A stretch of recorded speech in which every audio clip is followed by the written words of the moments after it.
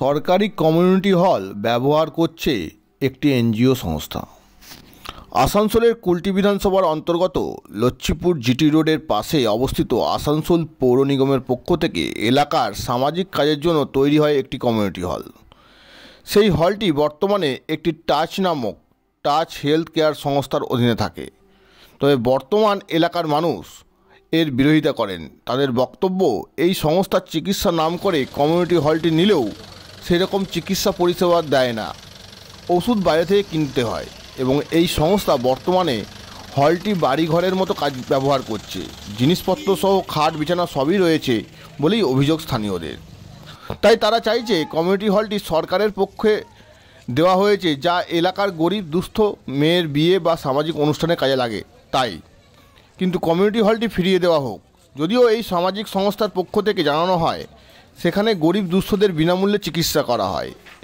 সেই মতোই আজকেও চেম্বার খোলা হয়েছিল, রোগীও ছিল। সেখানে স্থানীয় কিছু মানুষ ঝামেলা করে, ভাঙচুর করে বলে অভিযোগ কিছু ওষুধপত্র নষ্ট করে দেন। খবর পেয়েই ঘটনাস্থলে নিয়ামতপুর ফাঁড়ির পুলিশ। গ্রামাঞ্চল শিল্পাঞ্চলের খবর, ব্যুরো রিপোর্ট।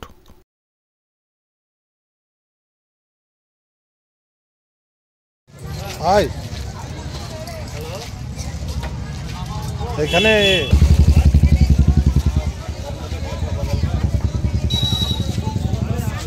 এখানে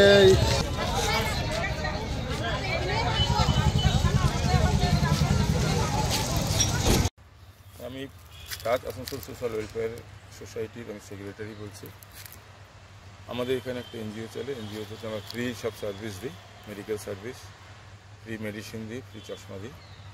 প্রত্যেক দিনের মতো যেমন আমাদের চেম্বার বসে, সেই রকম আজকেও চেম্বার বসেছিল। ডাক্তারও এসে পৌঁছে গেছিলো, কিছু পেশেন্টও ছিল।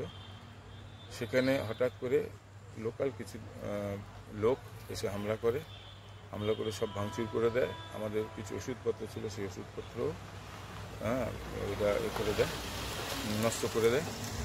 তারপরে ওদের বক্তব্য হচ্ছে উপরে একটা যে রুম আমাদের হয়েছে সেটা হচ্ছে ডাক্তাররা বাইরে থেকে আসে, বর্ধমান থেকে আসে, পুরুলিয়া থেকে আসে।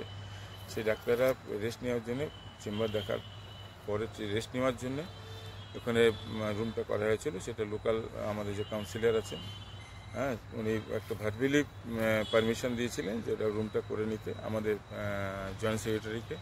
সেই মতো রুমটা করেছে। সেই রুমটা কেন করা হয়েছে, সেই জন্যেই রুমটা থাকার জন্যই করা হয়েছে। এইভাবে একটা আমাদের অব্লিগেশন এসছে, কমপ্লেন দিয়ে ওরা ভাঙচুর করে। তারপরে হঠাৎ করে ফাঁড়ি থেকে, নিয়ামতপুর ফাঁড়ি থেকে অফিসার ফোর্স আছে, ওটা তালা মেরে দিয়ে ওটা চলে যায়। ওরা বলে ফেসলা হওয়ার পরে চলে যায়। তো আমাদের যে পরিষেবা, সেই পরিষেবাটা বন্ধ হয়ে গেল। চাবিটা আপাতত ফাঁড়িতেই আছে। আমরা চাইছি আমাদের পরিষেবাটা যেমন নর্মালি শুরু হোক, এই আমাদের আবেদন, আর কিছু না। নমস্কার।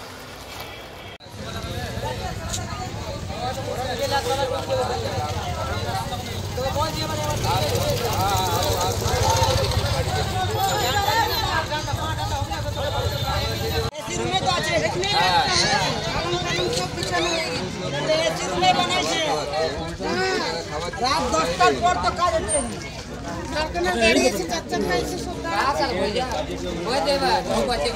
দেখুন, আমরা দেখি ঠিক আছে ডাক্তারের নাম করে, ডাক্তারের যারা গরিব দুঃখী তাদের হয়তো চিকিৎসা চলবে, কিন্তু চিকিৎসা তো কিছুই চলে না। সবাইকে ওই এক রকমের, কেউ হয়তো বললো মাথা ব্যথা, কেউ হয়তো বললো কোমরে ব্যথা, কেউ জ্বর, কিন্তু সব একই রকমের ওষুধ দেওয়া হয়। ওষুধ বাইরের থেকে লিখে দেওয়া হয়।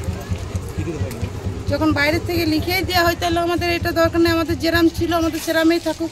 আমাদের যে এখানকার ধরুন যে মা বোনদের মেয়েদের আমাদের বিয়ে হবে, তো তারা কোথায় যাবে? আমাদের তো আর পয়সা নেই যে আমরা প্যান্ডেল করবো 10-12 হাজার টাকা খরচা করে।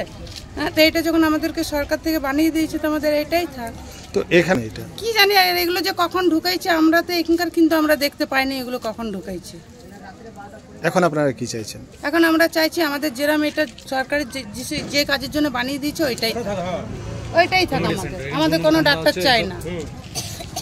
আচ্ছা, আপনারা কি জানেন এই যে বাংলাদেশি মহিলা বিতি, কি নাম তার? বিতি। তো এখন আপনারা কি চাইছেন? এখন আমরা আর কিছু না, আমাদের যেরাম ছিল সেরামেই থাক। কোনো অনুষ্ঠান হবে। আপনার নামটা বলুন। আমার নাম মনিকা দেবী।